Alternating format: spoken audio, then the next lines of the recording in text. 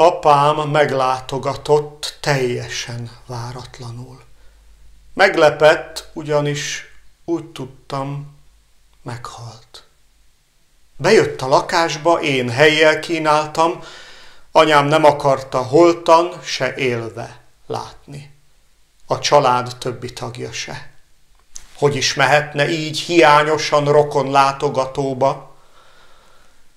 Én pedig jól tudok csendben hallgatni.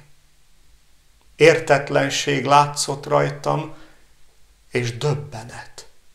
Kényelmetlen szűk koporsóját szitta, felhőszakadáskor beázik, és bejönnek. Aztán kérdezett rólam, meséljek el mindent. Mindent, részletesen. Mi történt addig, míg nem volt itt fenn? Inni kezdtünk lassan, de belőle minden csepp kifolyt. Aztán belőlem is. Már nem tudta jól érezni magát, kevés sejt maradt csontjain. Mesélni se volt kedvem, így ásót fogtam és visszakísértem. Dobva a földet, ordítva közben. Erre nincs még egyszer 45 évem.